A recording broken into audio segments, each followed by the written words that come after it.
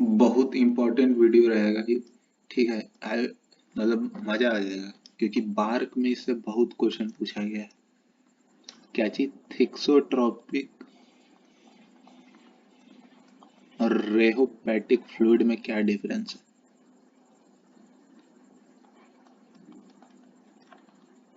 और 99% लोग एक ही तरह का आंसर रेडी रखते हैं इसके लिए। चलो एक एक करके इस पे देखते हैं, ठीक है। सबसे पहले जो नॉन न्यूटोनियन फ्लूइड होता है उसका स्टडी को कहते हैं रेयोलॉजी।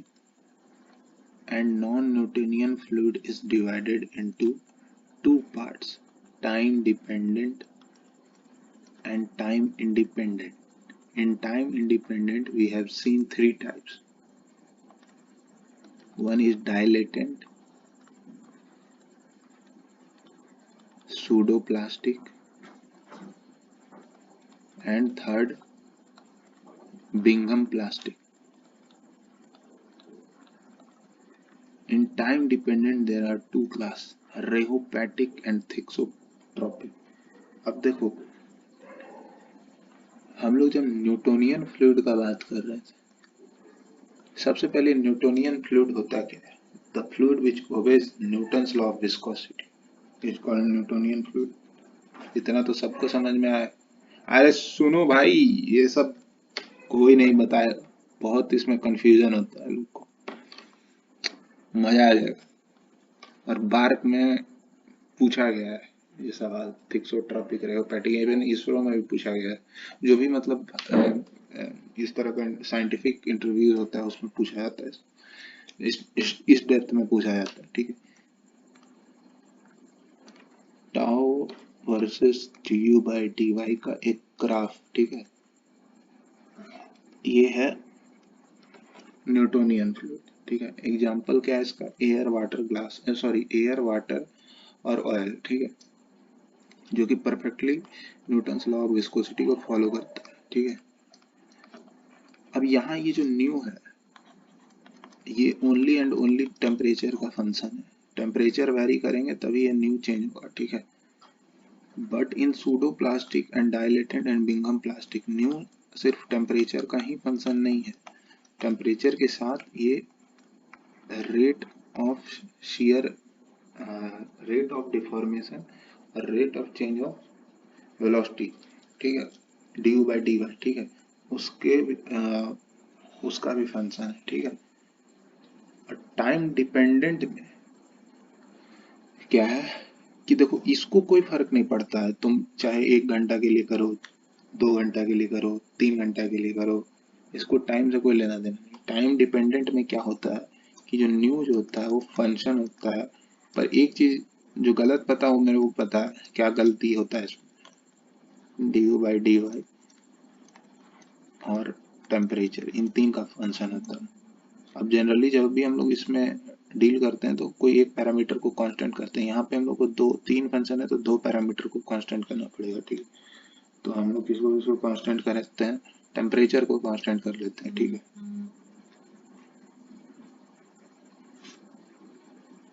ठीक है,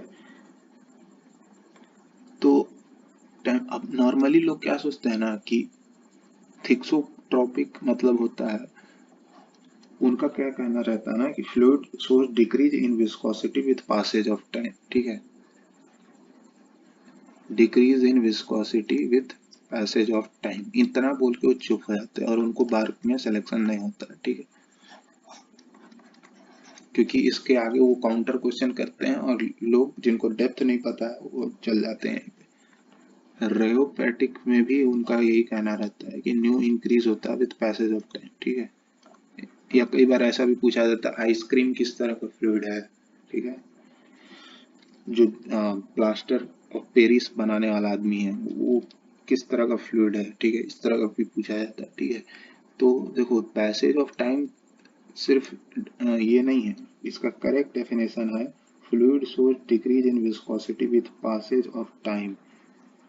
चाहे थिक्सो हो चाहे रेहो हो, ट्रॉपिक पैटिक, दोनों में न्यू इसमें क्या होता है, न्यू डिक्रीज होता है, न्यू इंक्रीज होता है, passage of time with time, ठीक है। But this is not that time कि 4 दिन छोड़ करके रख देंगे तो विस्कोसिटी कम हो जाएगा, ये फंडा बिल्कुल गलत है, ठीक है।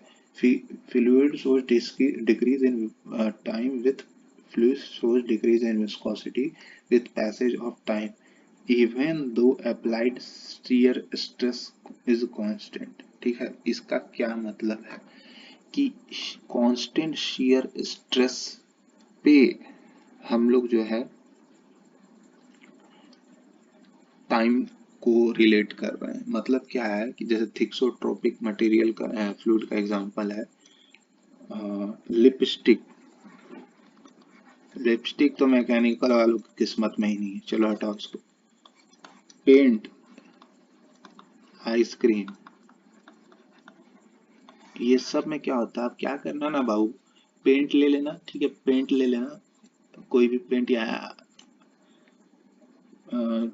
इंक भी। अब इसमें क्या करना ना कि एक सॉल्यूशन बना देना इसका, ठीक है, गाढ़ा सॉल्यूशन, ठीक है, गाढ़ा एकदम गाढ़ा मस्त एकदम सॉल्यूशन बना देना, और एक ठो लकड़ी डाल देना इसमें।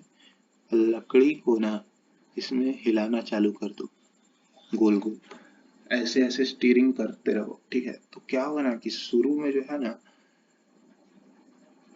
और स्टीयरिंग कैसे कर रहे हैं, एकदम कांस्टेंट रेट से, एकदम कांस्टेंट रेट से, ठीक है, बढ़ा नहीं रहे अपना स्पीड, बढ़ा नहीं रहे, ठीक है।